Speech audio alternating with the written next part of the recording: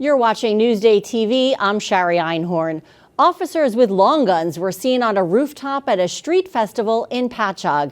This video and these images of the heavily armed cops were taken at the Alive After 5 event. Andrew Anger spoke to the Suffolk Police Commissioner to see if this is going to be happening at other large events in the county. We'll have Andrew's report in just a few moments. A woman was bitten while swimming at Jones Beach. Now, it's not clear what sank its teeth into the 20-year-old. However, the DEC believes it was most likely a sand tiger shark. State parks officials say she was waist deep in the water when it happened Wednesday. She suffered minor cuts to her foot and leg. Only in Newsday, the company building a wind farm off Long Beach says it's taking precautions to make sure sea life isn't harmed. What you're looking at here is the rig that's installing foundations for wind turbines 14 miles offshore. The towers and turbines will be more than 900 feet tall and are expected to be installed by next summer.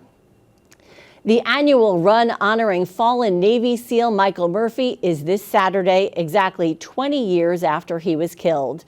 The Patchogue native was killed in Afghanistan in 2005. He was later awarded the Medal of Honor. More than 3,000 people are expected to attend this year. The run starts at 7 a.m. in Lake Ronkonkoma.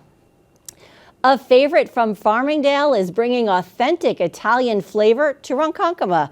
Vespa Italian Kitchen and Cocktails just opened at Station Yards, right next to the LIRR.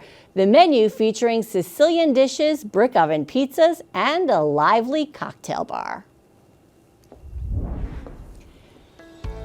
And now let's take a look at tomorrow's weather. We've got a rainy start to the weekend, but the sun does come out in the afternoon, and we're getting into the 80s. We'll have a look at your 7-day forecast in just a few minutes.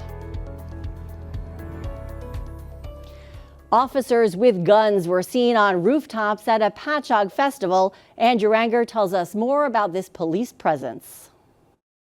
Patchogue's first of the season Alive After 5 street party was well attended Thursday, but participants noticed something different. Heavily armed police officers up on a roof with binoculars and a semi-automatic rifle. I thought it was kind of a joke, and then I went outside and there they were. Shop manager Alex Pateri says he was a little put back by the sight. When there's enough officers on the ground and we have the garbage trucks blocking the street so no one's going to come in on the street, it just seems a little excessive. Suffolk County Police confirm emergency service officers plus specially trained cops with long guns were posted on top of a building overlooking Main Street Thursday.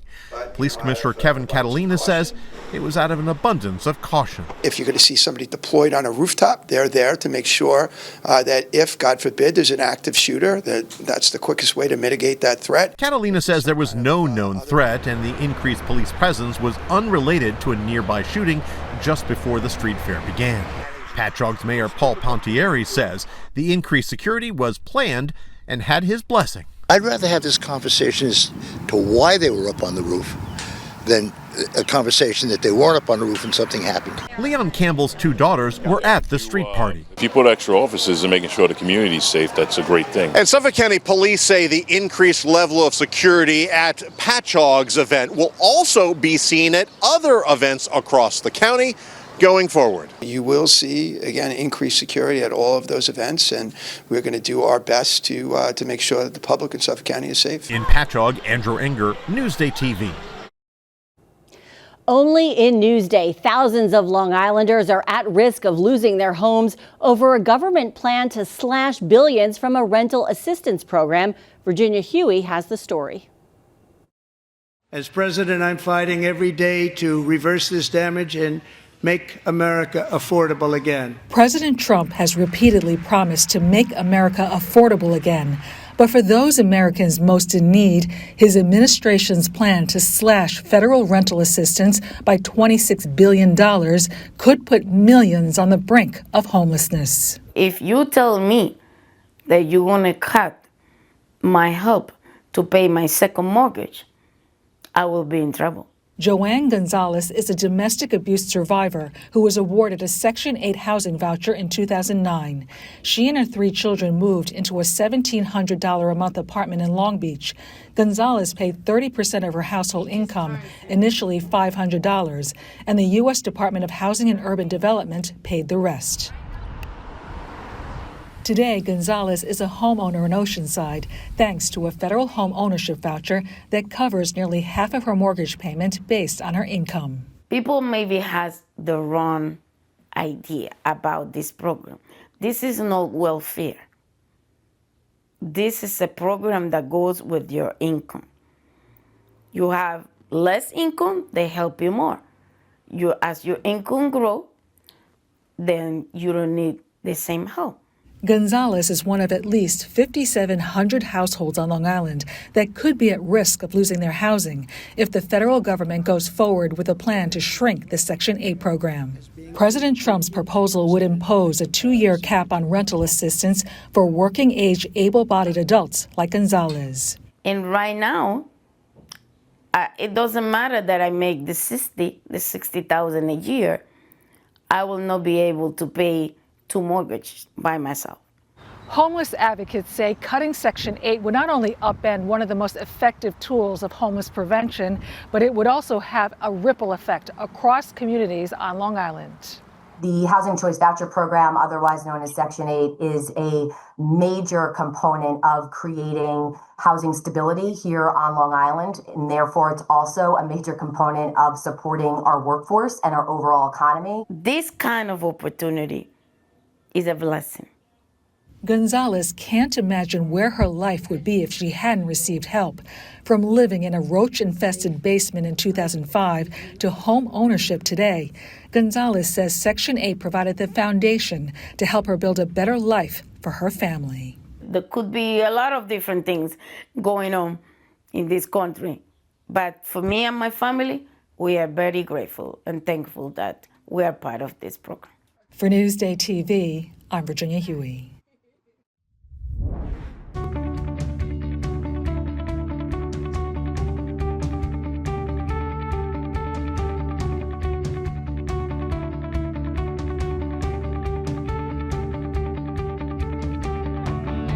Sarah Sounds Off is brought to you by Roll Up Awnings.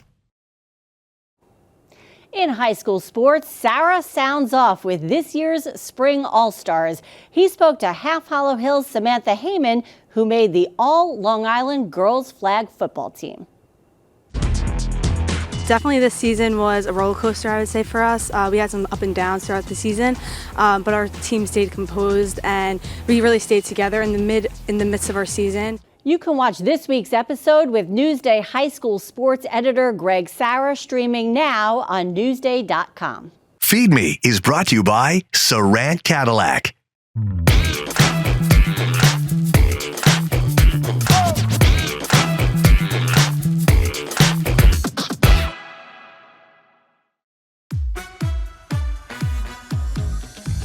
So we have this special 3-foot lobster roll. The server comes out in the dining room with this big, 3-foot lobster roll with 3 pounds of meat in it. It has that wow factor. Thank you. What was your inspiration for this thing? So I look at the lobster roll. We sell a ton of them as individuals, and I thought, well, what can we do to create something that's a shareable? Did you specifically request an onion roll? I did, yes. Why? Yeah, I wanted to have something that enhanced the lobster, and onions go well with lobster as like a roasted onion. As crazy as this is, it has like no bells and whistles. Right, It's it just bread makes sense. And lobster. Yep, It's just and that's all it. about the scale. Did somebody tell you that I hate celery and lobster rolls? So do I. You don't need anything but the lobster meat, mayo, lemon juice, a little bit of salt and pepper, and lemon zest. That is it. And as I get older and I cook more and develop more, I'm like, simple is the best way to go. And you cook these lobsters here? We cook all the lobster here, yep. About 400 pounds a week. And for this 3-foot long lobster roll, how much lobster do you need? 3 pounds. 3 pounds? 3 pounds. So it's a pound a foot. Pound a foot, yep. So I'm petrified of cutting this. I will cut it for you. So you show me how it's done. Yep. How hungry are you? I'm gonna give you some potato chips on the side here. I'm not expecting this to be neat. It's not going to be neat. That's what I want, a nice center cut. Bon appetit. Bon appetit. All right, this is not easy to eat. That is delicious. And you're right about the slightly burnt The onion, yeah. Yeah. It's Yeah, it's giving me different. like sort of a bialy thing going on. I'm calling it. This is going on our list of best lobster rolls.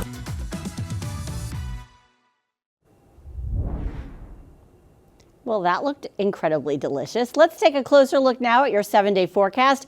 Temps are heating up again. There is a chance of thunderstorms, though, on Tuesday, but a lot of sun coming your way. Long Island weather is brought to you by Fire Island Ferries. You're watching Newsday TV. For more on all of the stories you've seen today, head over to Newsday.com and click Get More under the Newsday TV video box. I'm Shari Einhorn. Thanks for watching.